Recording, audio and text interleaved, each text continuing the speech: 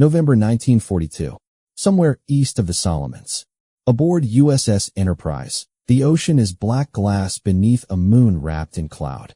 Men stand by their guns, fingers pressed to cold metal, waiting for a sky they cannot see. Radar scopes glow faintly in the dark room below deck, small green circles that have replaced human eyes. Above them, the Japanese are coming. 24 Zeros and Betty bombers, low over the water, engines throttled to a whisper. They believe night belongs to them. It always has. In China, in the Philippines, no enemy could fight what they could not see. The night was Japan's oldest ally. Silence, surprise, faith. On Enterprise, the gunnery officer watches the trace on the screen drift closer. Bearing 240, range 8 miles. Disbelief frozen on his face. How could they know? How could the enemy see them before contact? The machine guns that should have roared first now fall silent, drowned by explosions from ships he has not yet reached. From the deck of Enterprise, sailors cheer and curse in the same breath. They cannot see their enemy, only streaks of burning fuel falling through the clouds.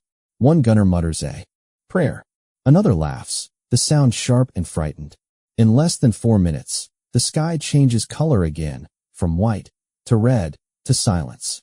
The radar screens fade back to green emptiness. Filled completely. The zero, symbol of the Empire's invincible sky, has been seen and destroyed by machines that do not sleep. The night, once Japan's greatest weapon, has turned against them. And in the black water below, fire floats like stars fallen out of order. Before radar turned the ocean into geometry, the sky belonged to faith. From 1940 to 1942, Japanese pilots had rewritten the rules of air combat. They moved through the sky like ghosts, light, fast, and fearless. The Mitsubishi A6M0 was not just an aircraft. It was the embodiment of a nation's conviction that willpower could defeat machinery. It was the perfect warrior's weapon. Light enough to outturn anything in the Pacific, long-ranged enough to escort bombers hundreds of miles over open sea. And, most importantly, flown by men trained to see death as a companion, not an end. They were graduates of a brutal air academy that accepted 1 out of every 10 candidates and discarded the rest. Those who survived were not simply pilots. They were living weapons. By 1942, they had destroyed every myth the West held about technological superiority. At Pearl Harbor, at Wake, at the Philippines, the Zeros swept aside P-40s, Buffaloes, and Wildcats as if they were relics of another age. American pilots, burdened by heavier planes and limited training, fought for seconds before. The Zero's strength was not in its metal. It was in the men who flew it. For Japan, air combat was spiritual geometry. The pilot and plane were one. Instructors taught that the moment of combat was a test of purity. If a man feared death, his movements would falter. If he accepted it, he could not be hit. Dogfighting became ritual. A Zero pilot attacking out of the sun was performing an act of faith as much as a tactic. Against this, the American system looked clumsy. Radar existed, but only on paper for most commanders. Shipboard gunners still relied on eyesight and shouted bearings. It was proof that spirit surpassed material. For the Americans, it was proof that technology could fail. That story would decide the rhythm of the Pacific for 2 years, shaping every decision, every plan, every night when lookouts stared into darkness expecting wings that moved like whispers. But inside the Imperial Navy, some officers were already uneasy. Engineers at Yokosuka had begun receiving reports from the front. Fuel tanks ignited too easily. Wings snapped under sustained fire. Pilots demanded heavier protection. Yet when they proposed modifications, senior staff dismissed them. Weight was the enemy. To add armor was to betray the Zero's soul. And so the myth continued, elegant, perfect, and blind. When Japan faced its first defeats at Coral Sea and Midway, the losses were explained away as luck. When entire carrier air groups vanished over the Solomons, the blame was placed on weather, on fatigue, on divine will. The Zero was beyond question. Its pilots were instruments of destiny. The Americans, meanwhile, began to study failure. At Pearl Harbor's ruins, engineers examined wreckage and radar logs. On the decks of new carriers, officers tested new procedures. Fire control teams learned to follow radar bearings rather than human sight lines. Each battle, each mistake, became data, while Japanese squadrons prayed before. Combat information centers, dark rooms filled with glowing screens and soft voices translating light into coordinates. In them, a new type of soldier was born, the radar operator. He never saw the raids against the Solomon Islands. They carried not only bombs but the entire weight of an old philosophy. They believed darkness still obeyed courage. They did not know that their enemy had built trusts machines more than spirit has already lost. That line would be quoted in newspapers as proof of unbreakable resolve. But beneath the propaganda, even Sakai noticed something changing. Every night that a zero failed to return, every radar trace that ended in flame, weakened the faith that had once powered Japan's conquest. Yet few dared admit it aloud. To question the myth was to question the empire itself. In Tokyo, strategists spoke of honor and sacrifice. In the Pacific, young pilots learned that honor made no sound against radar-guided fire. The myth of the zero would. It was ruled by those who could calculate what they could not. The empire did not know it yet, but the age of the warrior was ending. The age of the system had already begun. In the winter of 1942, American sailors began to speak of a new kind of eye, one that could see through clouds, smoke, even the night itself. They called it RDF at first, radio direction finding, a phrase too technical to inspire belief. The term radar came later, when disbelief turned into dependence. It started in small, windowless rooms hidden deep within steel hulls. Men sat hunched over cathode ray tubes, staring at faint green blips that pulsed across a circle of light. The sound of engines was replaced by the hum of electricity. Outside, the Pacific was black and infinite. Inside, war had become geometry. Every few seconds, a pulse of radio energy left the ship, invisible and silent, racing into the darkness. If it struck metal, an airplane, a ship, even a torpedo, it bounced back as an echo. To the human eye it was nothing. To the radar operator, it was revelation. At first, few trusted it. Gunnery officers, trained by decades of tradition, relied on sight, instinct, and rangefinders. They saw radar as a novelty, useful for navigation but too slow for battle. You can't fight with electricity, one commander said. You fight with eyes. But the Pacific forced men to evolve faster than their beliefs. Each new Japanese raid showed how deadly night and weather could be. Pilots came low under the clouds, ships attacked unseen. Torpedoes struck from black water. The old tools, searchlights, binoculars, star shells, turned against their users. To see the enemy was to reveal yourself. Radar changed that equation. On the cruiser USS Helena, early experiments in gunnery radar allowed crews to track and engage targets before visual contact. What began as cautious curiosity soon became doctrine. The machines improved. The operators grew confident. They learned to read distance from the thickness of a blip, direction from its drift. Soon, fire control could be calculated entirely from those. Methodical. Commands were spoken in numbers. When a raid appeared on screen, it felt distant, abstract, until the guns outside answered, and the deck shook beneath their feet. The machine had turned. Like metallic trees, the new generation of operators were barely out of school. Farm boys and students who had learned trigonometry faster than they had learned to shave. They were not warriors in. Machines could now predict where a plane would be seconds into the future, leading targets automatically. You don't aim anymore, a gunner remarked. You calculate. That sentence frightened some. Commanders. If machines could aim, what did that make them in? In Japan, the same question was asked and rejected. The Imperial Navy had experimented with radar, but found it unreliable and spiritually hollow. A senior officer wrote, "It is unworthy of the samurai to hide behind instruments."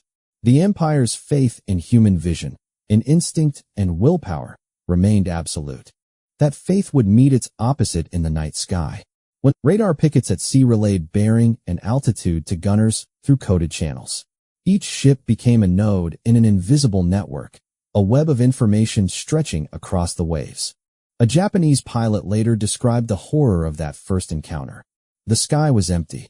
Then suddenly the ocean burst in flame. It was as if the enemy already knew the shape of our thoughts. He wasn't wrong. The Americans did know, not through intuition, but through equations. Every blip, every echo, every time delay between pulse and return told the system exactly where he was, how fast he was moving, and when he would arrive. On the destroyer South Dakota, radar-directed gunnery achieved an unprecedented feat, shooting down enemy aircraft that no lookout had seen. The gun crews heard coordinates shouted from below deck, adjusted elevation, and fired into darkness. Seconds later, explosions answered. For the first time in history, men had killed what they could. But he also knew that somewhere, someone had just vanished because of it. War had changed its language. It no longer spoke through the roar of engines or the scream of dive bombers, but through the soft beeps of returning echoes. The American Navy was becoming something Japan had never imagined, a thinking machine. By early 1943, officers began organizing fighter director schools to train specialists who could guide aircraft by radar. The students learned to control entire air battles from hundreds of miles away. The phrase vector to intercept entered the military lexicon. Pilots no longer searched for enemies. They were placed in front of them. The machine that saw in the dark had begun to think for them. Yet this new clarity came with a strange emptiness. Men who once looked through binoculars now stared at glowing circles for hours, their faces pale in the electric light. The ocean around them ceased to exist. Reality shrank to the green phosphorescence of a radar screen. When battle came, it arrived as a pattern, dots converging, merging, and disappearing. After one engagement, an operator wrote in his log, "I saw 20 blips. Vanish in under 3 minutes. I didn't feel anything. I just marked them gone." That line would never appear in official reports, but it captured the truth of modern war, efficiency without emotion. The Japanese pilots who attacked that night never saw the ship that killed them. The Americans who killed them never saw their faces. The machine had replaced vision with understanding. And in doing so, it changed the nature of courage itself. For centuries, bravery meant looking the enemy in the eye. Now, it meant trusting a pulse of invisible energy. The Pacific was still dark, but the darkness no longer belonged to the empire. It belonged to the system, to the silent, unseen rhythm of electricity that watched, calculated, and waited. The night of August 24th, 1942, the Battle of the Eastern Solomons. The moon was hidden. The horizon, a single black line. Every man aboard the U.S. carrier Enterprise felt the same sensation, the waiting that came before. No one on deck saw anything yet. The men in the CIC, sweating under the faint green glow of their screens, had just seen what the human eye could not. A mass of echoes, dozens, maybe hundreds, moving toward them. Japanese bombers and Zeros, low and fast, the Empire's most trusted weapons. For the Japanese pilots, this was familiar ground. They had attacked like this before, sudden, perfect, unstoppable. Dive through the clouds, release the bombs, vanish into darkness. Surprise was their armor. The enemy's fire, blind and panicked, would pass behind them. They called it Yugir. No ken, the sword at dusk. But this night, the sword met something harder than steel. As the Japanese formation closed to 40 miles, the radar trace split and sharpened. Operators began to call. Ranges in steady, practiced tones. Fire control computers aligned automatically. On the bridge, orders echoed through metal corridors, standby batteries. Load proximity fuses. On deck, the gunners saw nothing but black water. Then, with no warning, the command came. Open fire. The first rounds tore into the night. Red arcs stretched upward, tracing invisible lines toward the unseen. Attackers. A second later, the horizon bloomed in orange bursts. 1, then 3, then 10. Every ship in the task force joined in. The sound rolled like thunder trapped beneath the sea. Japanese pilots, flying through the dark, were blinded by the sudden light. Their night vision vanished. The carefully planned formation dissolved into chaos. Some tried to climb, others dove too. Distant flashes proved them right. The machine had spoken truth.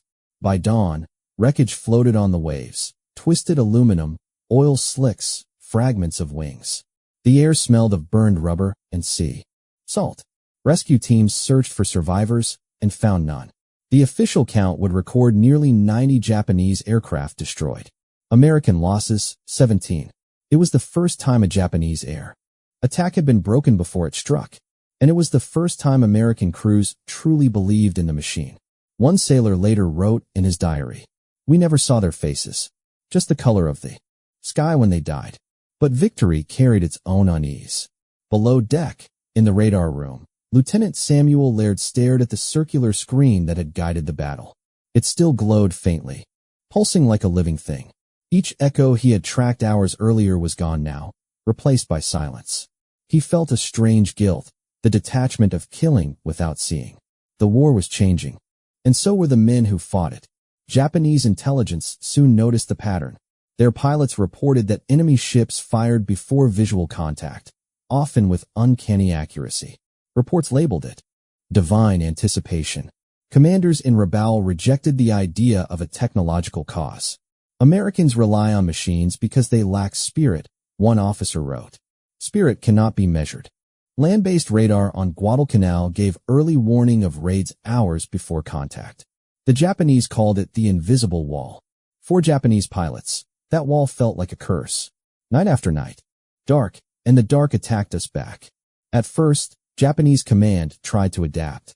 Pilots were ordered to fly lower, to cut radio chatter, to attack from unexpected bearings. But none of it mattered. Radar did not care about angles or silence. It only cared about presence, the simple, unchangeable fact of being there. Meanwhile, American gunnery improved with terrifying speed. Every engagement fed back into data, corrections, hit ratios, fuse timing. The war became an experiment, and the Pacific its laboratory. By late 1942, a new kind of discipline had taken root in the fleet. The shouting and chaos of early battles faded. Commands were clipped, mechanical. Bearing 230, range 8,000, fire. Then silence. No one looked up. No one cheered. It was efficiency without. Absorbed fear and turned it into precision. During one raid near Savo Island, a Japanese bomber broke through the flak and lined up on a cruiser's silhouette. The pilot smiled beneath his oxygen mask. One last act of triumph. Then a wall of tracers met him head-on. The plane disintegrated before his bomb could drop. The gunner who fired those rounds never saw the explosion. He was already that fought by numbers, sensors, and synchronization. When reports reached Tokyo, they were wrapped in denial. Commanders spoke of luck, of enemy trickery, of weather. But privately, a few officers understood. Lieutenant Commander Shigeru Itaya, one of the Pearl Harbor veterans, wrote in his journal, "The Americans do not fight us. They compute us." In that single line lay the new reality. The warrior's duel had become data against flesh. By the Enterprise steamed onward, its radar still sweeping the empty sky. For the men who had watched those glowing screens through the night, the world felt permanently changed. They had looked into darkness and found a reflection of themselves made of light. They did not know it yet, but that first encounter had opened a door that could never be closed. The night of November 13th, 1942. The Solomon Sea glowed faintly under broken clouds. Rain drifted across the decks like mist. At 1:24 a.m., the radar screens aboard the cruiser Helena pulsed with life. Echoes, dozens of them. Rear Admiral Abe Hiroaki, 2 battleships, a cruiser, and 11 destroyers, ordered to shell Henderson Field into ruin. Their confidence was absolute. For years, the Japanese Navy had ruled the night. They trained for it, lived for it, believed it was theirs by birthright. American ships had been clumsy, blind, dependent on daylight. Tonight, they expected another slaughter. Instead, the gunnery officer looked once at his stopwatch, whispered to himself, "Time to see if the ghosts are right," and gave the order, "Open fire." The first salvos crossed 15 miles of ocean in darkness.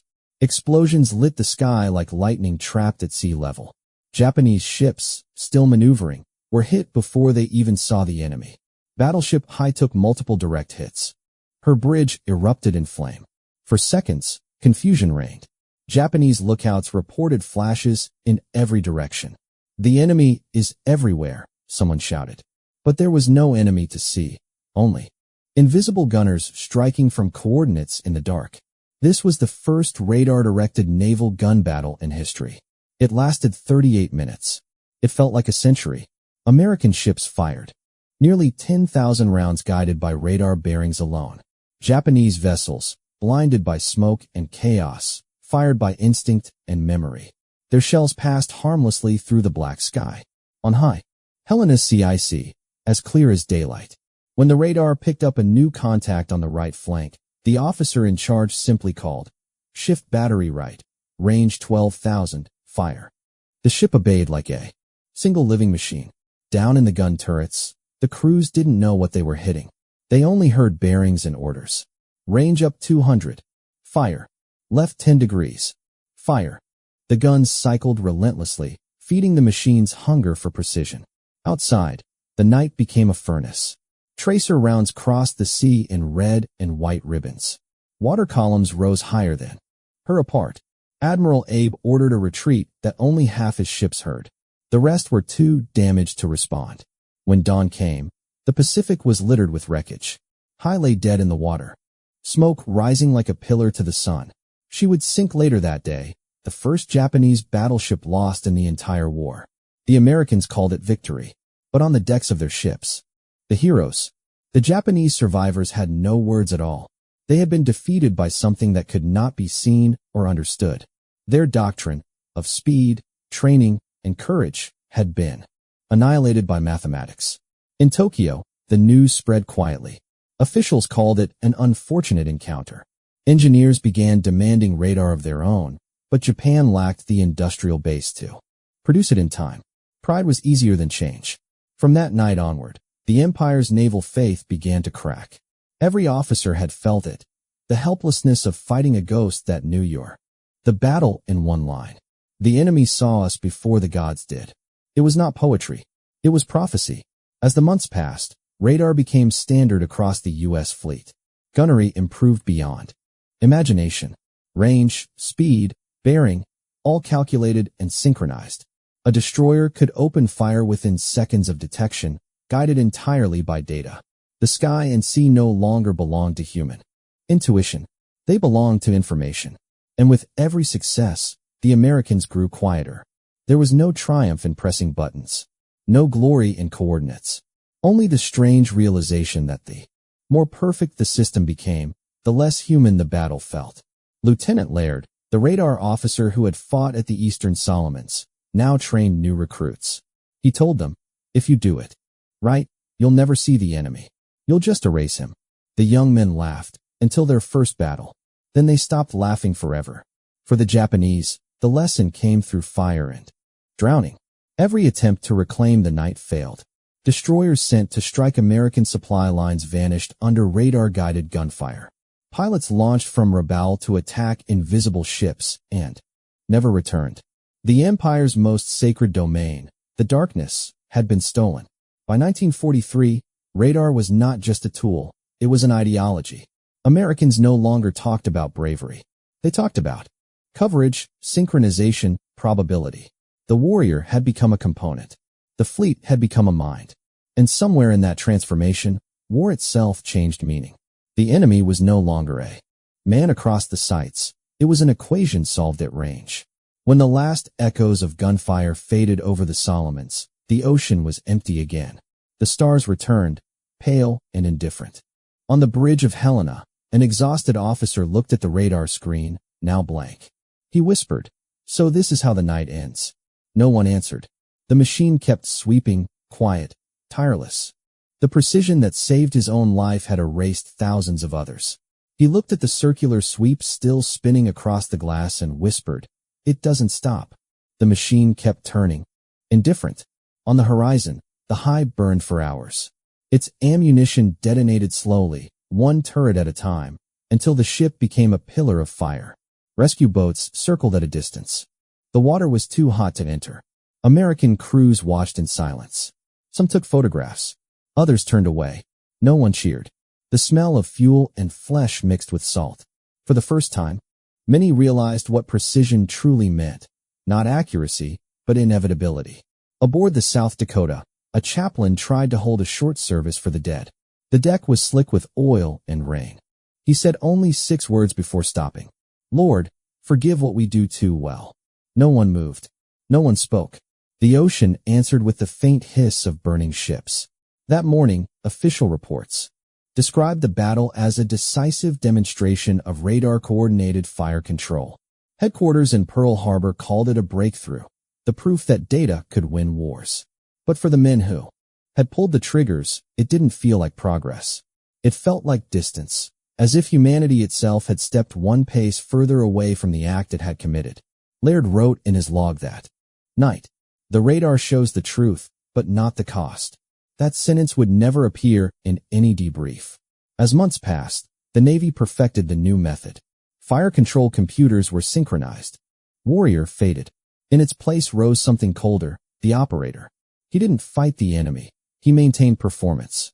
Japan's pilots noticed the change long before their commanders did. Survivors of failed night raids described the Americans as soulless and silent. One diary recovered from a crash zero near Guadalcanal read, "They do not see us. They erase us." The man who wrote, it was 21. His handwriting ended mid-sentence. The paper charred. By mid-1943, radar control reached terrifying precision. In the Battle of Kula Gulf, American ships destroyed an entire Japanese column within minutes. Gunfire walked across the water in perfect sequence, one correction after another, until every target vanished. To observers, it looked mechanical. To those inside, it felt like drowning in numbers. After each engagement, reports were filed, calibration tables updated, algorithms refined. The Navy called it continuous improvement. The sailors called it something else, automation of death. Yet none of them could deny its effectiveness. Every battle brought fewer American losses. Every engagement ended faster. And the price of that perfection was silence. The war that had once demanded courage now demanded endurance. In the months after the Hiei's sinking, debris continued to wash ashore on Guadalcanal. Helmets, uniforms, and letters sealed in oil-stain bags. Translators read the final words of men who believed they were invincible. One note, never sent, ended with a line that haunted every interpreter who saw it. "If I die in darkness, tell my mother that I saw nothing." The phrase circulated quietly among sailors. Some repeated it before battle, not as mockery, but as confession. The more they fought by machine, the more they felt the shadow of the men they had erased. On nights between raids, the radar screens still glowed. Operators sat in the dim hum of the CIC, watching the sweep move endlessly around. The dial. The sound was hypnotic, like breathing. Some men swore they could hear echoes long after the room went silent. One operator told Laird that he dreamed in green light. "Sometimes," he said, "I see them before the radar does." Laird didn't laugh. He understood. When you spend enough nights watching ghosts appear and vanish, the line between signal and soul began to blur. When the Solomons campaign finally ended, many sailors expected rest.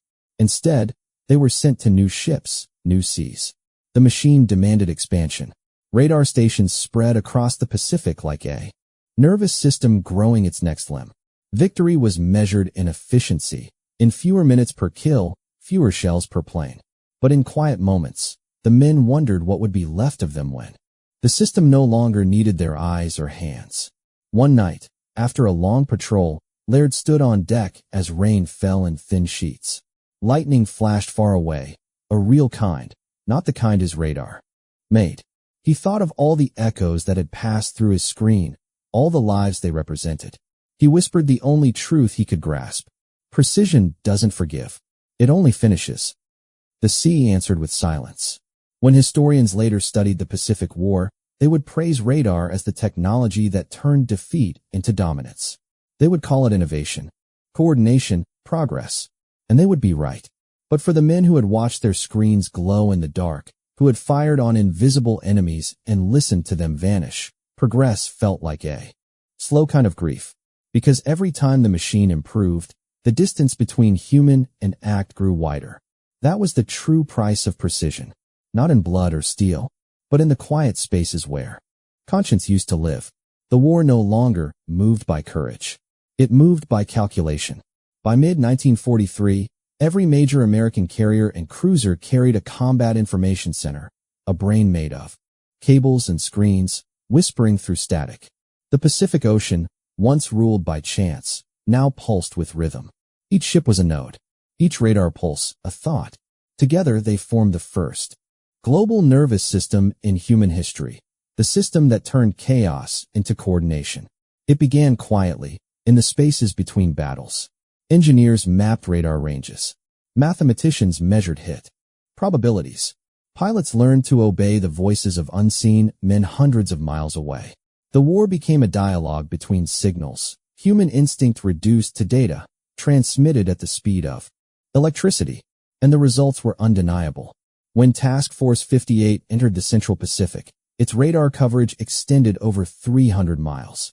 Early warning stations on remote islands detected Japanese raids before they left their bases. Fire-controlled computers predicted trajectories with surgical precision. The phrase, "intercept vector confirmed," became the most powerful sentence in the Pacific. This was the lesson written in radar light. The system, not the soldier, wins the war. In Tokyo, old admirals still argued that spirit could overcome machinery. They invoked samurai codes and ancient victories. But on the front lines, their pilots faced a different truth, one measured in decibels and milliseconds. Every raid that once promised glory now ended in silence. Japanese formations disappeared into coordinated fire they could not see. Veteran aces who had survived 100 missions began to doubt their own instincts. "We used to fight the enemy," one pilot wrote. "Now we fight fate." Back in the American fleet, the language of war had changed. Officers spoke in terms of bandwidth, detection, probability. New manuals replaced words like courage and valor with efficiency and synchronization. Training films showed radar screens instead of battlefields. The human face of combat was dissolving into abstraction. Yet in that abstraction, a new kind of genius appeared. Engineers like Vannevar Bush, scientists at MIT's Radiation Laboratory, and field commanders such as Admiral Spruance began to see warfare as a system of flows. Every engagement became a feedback loop. When a ship fired, its radar tracked the fall of shells. Computers corrected aim before the next volley. When a plane launched, ground radar followed its climb, feeding data back to command. Each success refined the next. War had become self-improving, an algorithm learning in real time. The radar officer, once a background technician, now held the power once reserved for generals.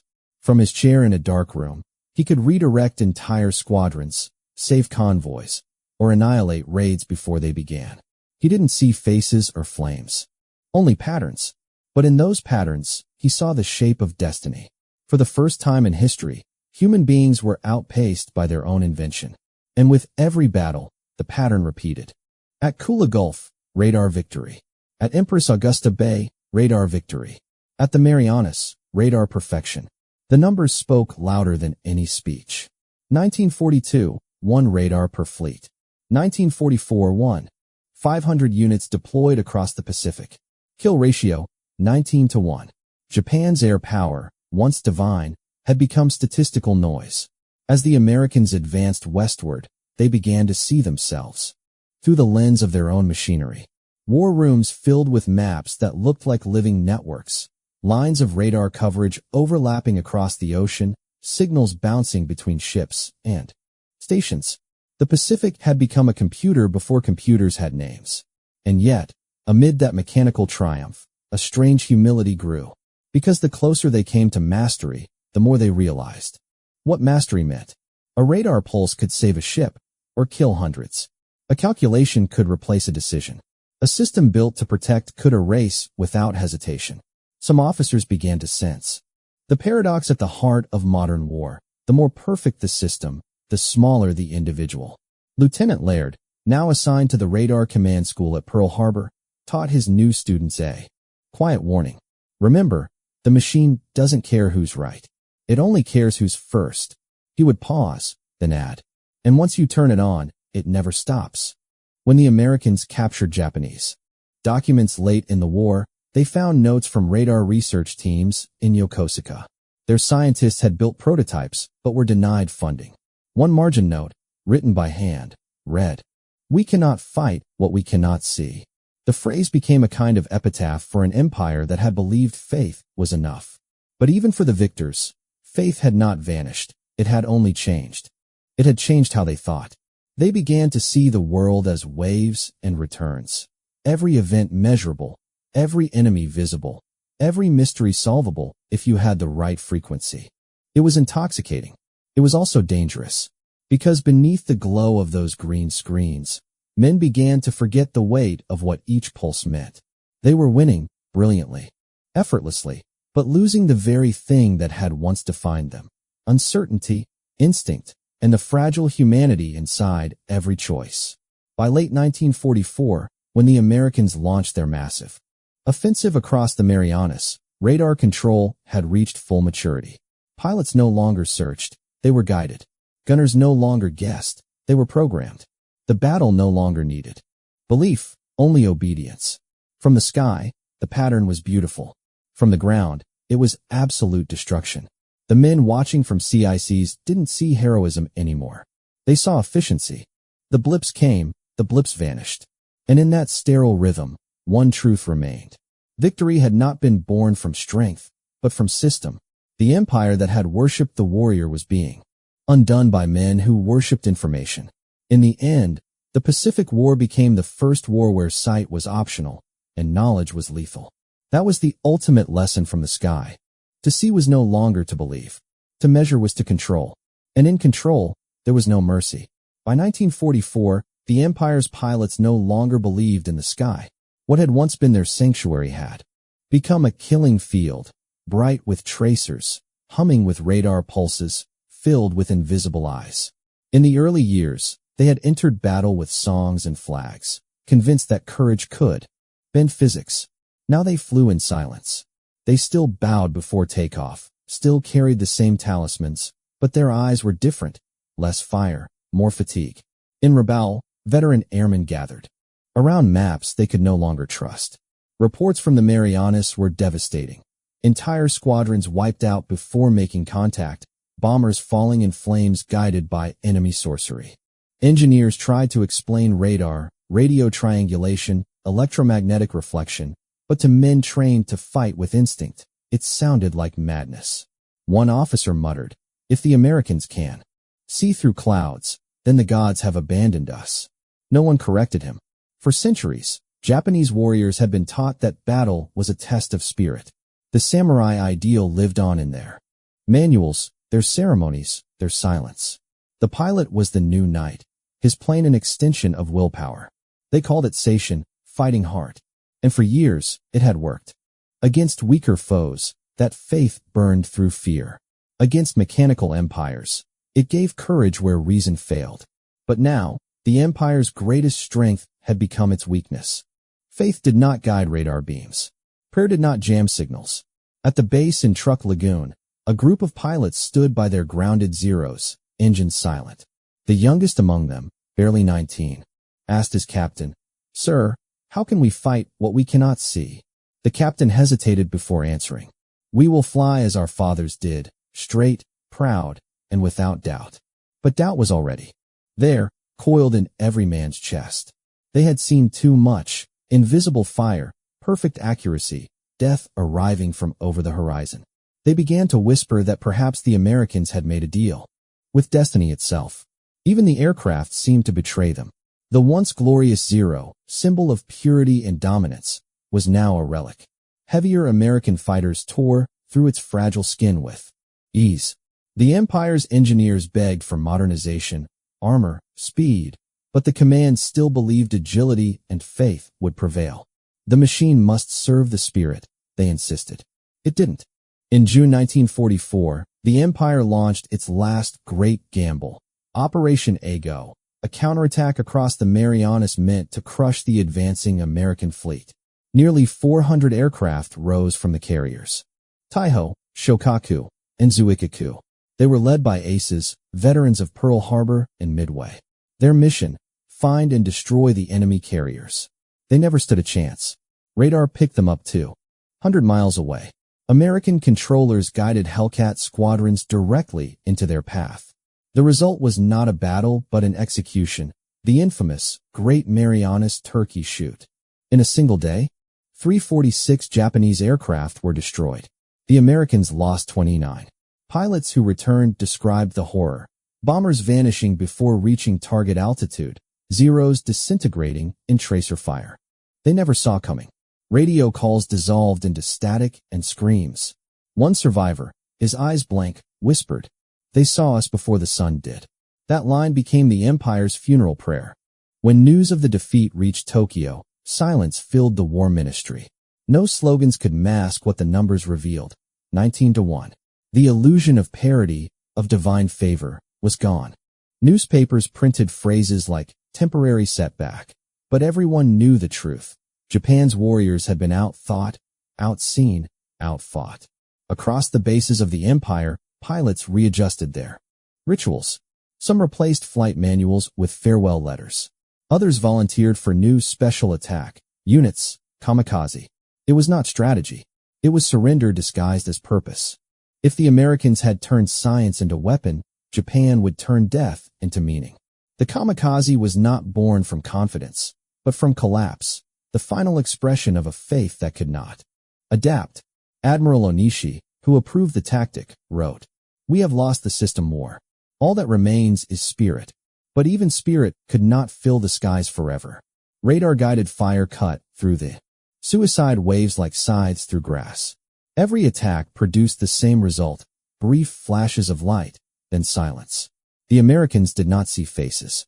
They saw blips, and the blips disappeared. For the men who flew those final missions, there was no glory.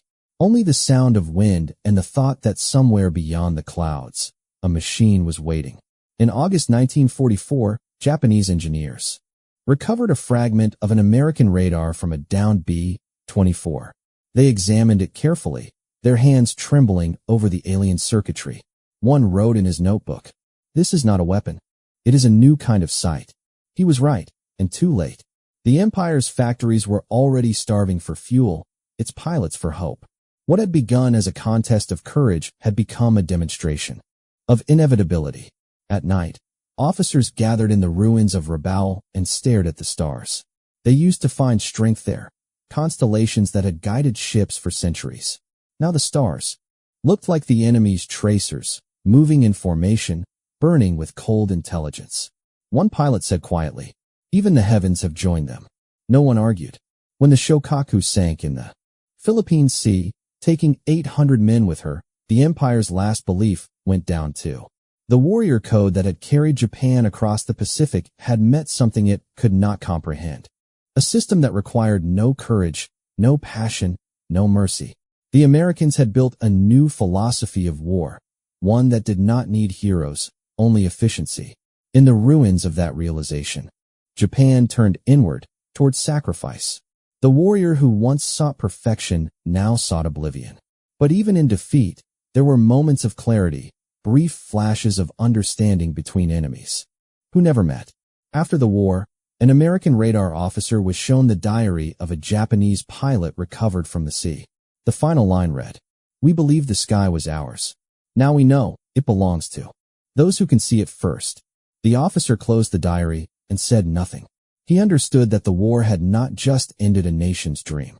It had ended an entire way of believing in the world. June 19, 1944. The Pacific sky was so clear it looked painted, a cruel kind of beauty. Below, the American fleet stretched horizon to horizon, a city of steel and antennae. Each ship's radar spun in perfect rhythm, each pulse feeding into a single intelligence. They called it the Great Marianas Turkey Shoot. To those who fought it, it didn't feel like a battle. It felt like automation, finally made visible. At 10:12 a.m., the first echoes appeared. Hundreds of Japanese aircraft approaching from the west. The operators saw them long before the lookouts did. On every screen, green dots crawled across the circular glass like insects. Voices on the intercom stayed calm. Raid detected. Bearing 290. Range 210 miles. The system had seen them, and that meant they were already lost. Orders rippled through the fleet without hesitation. Radar directors calculated intercept points. Fighter controllers aboard the USS Lexington spoke coordinates into headsets. Hellcats, Vector 320, Angels 15. Bandits inbound, 200 plus. Every pilot obeyed. They didn't need to search. They were guided, minute by minute, through the invisible architecture of war. Above the ocean, the first American fighters appeared. F-6F Hellcats, massive, armored, unstoppable. They climbed like iron meteors toward the unseen enemy. Radar followed their ascent. Each signal bounced between machine and sky, creating a living map. Every blip that moved on that screen was a life, and every command was a verdict. By the time the Japanese formation broke through the clouds, the Hellcats were waiting. The first kills came before the enemy even realized they'd been detected. Tracer fire lit the blue sky white. Zeros spiraled into the ocean, trailing smoke like long black signatures.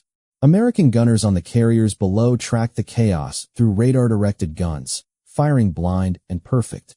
Within minutes, the sky turned into a swarm of falling metal. Japanese radio channels dissolved into static. Where are they? They see us already. Gods, the sky is full of. Then silence. Hellcat pilots described it as surreal, easy, mechanical, almost impersonal. You didn't fight them, one said later. You just watched them fall.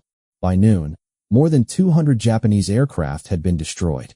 The radar screens still showed traces, fading into nothing, one by one.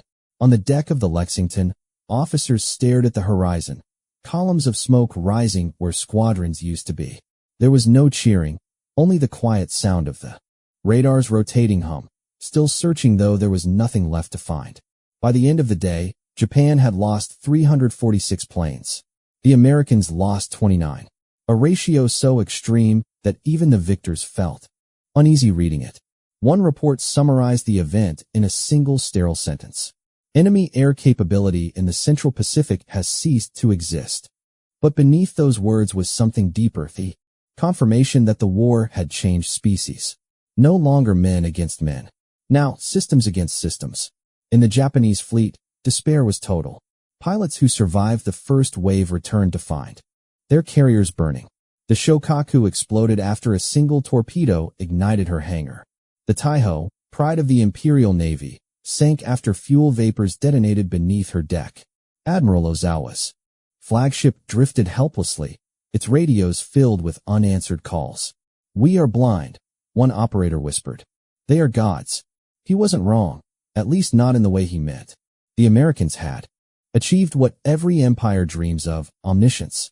From the air, the fleet looked like a living organism, radar dishes spinning like eyes, gun turrets swiveling like muscles, planes launching and landing in perfect sequence. Each component obeyed without question. Each fragment fed the whole. It was the culmination of everything learned since that first night in the Solomons. The transformation of chaos into coherence. Inside the combat information centers, the green glow reflected off pale faces. Operators spoke in numbers, not words. Contact lost. Target destroyed. Vector clear. No one raised their voices. No one celebrated. It was control at its most absolute, and its most terrifying. A young radar technician aboard the Yorktown later wrote, "We were like gods that day, but gods made of wires and noise." For the Japanese pilots who never returned, there were no funerals, no names carved in stone. Only fuel slicks drifting across the Pacific. Their last transmissions were fragments. Sky full of fire. Cannot see. Tell my mother. After the war, divers found wrecks of Zeros resting upright on the ocean floor. Wings still intact, cockpits open as if waiting for pilots who might return. They became monuments to belief, the faith that courage could command the world. But the world had moved on. The warrior had vanished into statistics. When the battle ended, the sun fell over the Marianas like a curtain drawn on an era. The sky that once belonged to heroes now belonged to data. From his radar console, Lieutenant Laird watched the last echoes fade. He realized that the same pulse that had saved his fleet had also erased everything he once understood about combat. He turned to a young operator beside him and said, "You know what's strange? The machine wins, but it never learns mercy." The boy nodded, not sure he understood. Outside, the ocean was calm again, a mirror reflecting both triumph and exhaustion. The fleet steamed west, toward the Philippines, toward the next perfection of destruction. In that stillness, a truth emerged from the static. War had reached its logical conclusion, not chaos, but order, not courage, but computation. And somewhere in that order, humanity began to disappear. The Marianas marked the moment when the system achieved what no empire ever could, total awareness. But awareness without conscience is not wisdom. It is merely sight without soul. The Japanese had believed that courage could transcend the machine. The Americans proved that the machine could transcend courage. And the world, watching from the smoke of the Pacific, understood. The dawn that rose over the Marianas was not victory's light. It was the glow of a new age. The war ended as it had begun, with light. But it was a different kind of light now. Not the rising sun on a carrier deck, not the flash of gunfire over black water. It was the glow of machines, of radar screens, of cities rebuilt under fluorescent skies. In 1945, Japan lay in ruins. Its temples cracked, its factories silent, its pilots gone. The empire that once believed the heavens favored the brave now looked upward and saw only the cold precision of physics. Somewhere in Tokyo, a former Zero pilot walked through the wreckage of an airfield. The hangars were hollow. The planes that had once filled the sky were stripped for scrap. He stopped beside the skeleton of a burned fuselage and placed his hand on its frame. The metal was cool, lifeless, but it still whispered. He remembered the nights when they took off believing they were invisible. He remembered the first time the sky betrayed them. He remembered the moment faith met light and vanished. "We fought like men," he murmured, "and they fought like time itself." No one answered. The wind moved through the empty hangars like breath. Through a ghost. On the other side of the world, in an office at Pearl Harbor, Lieutenant Samuel Laird watched his radar console being dismantled. The war was over. The machine no longer needed its watchers. For the first time in 3 years, the screen was dark. He realized he missed the sound, that steady sweep, that hum of certainty. Without it, the world felt larger, uncertain again. He smiled faintly. Maybe that was how it was meant to be. War had taught him one truth. Seeing everything was not the same as understanding it. The system had given them vision beyond men's dreams. But in doing so, it had taken away something quiet, something sacred. Forever, we learned to see in the dark. But in doing so, we lost the beauty of not knowing. When night fell over the Pacific, it was peaceful again. The radar stations were silent. The sea reflected only the stars, old, indifferent, eternal. Somewhere beneath them, the wrecks of Zeros and Hellcats slept side by side, equal at last. The machines had proven their supremacy. But the ocean, vast and patient, had already begun to erase their traces.